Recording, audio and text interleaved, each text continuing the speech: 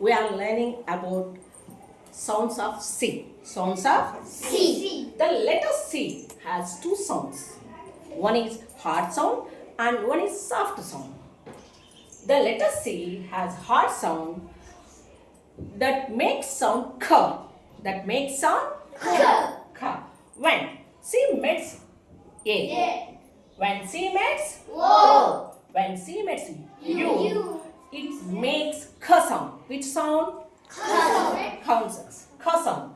Here, for example, here the C meets O. So it makes k sound. Coat. And here C meets it makes cow sound. Cat. Here, what is this? U.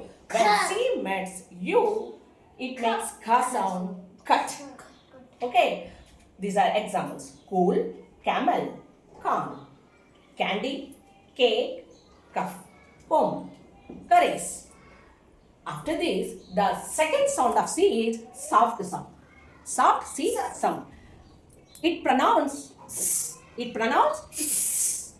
When C meets E. When C meets I. When C meets Y. It makes sound S. Which sound? So, here C meets E. So it makes S sound. Cell. Cell. And here I. C meets I. So it makes S sound. City. Here Y. It makes sound. Is sound.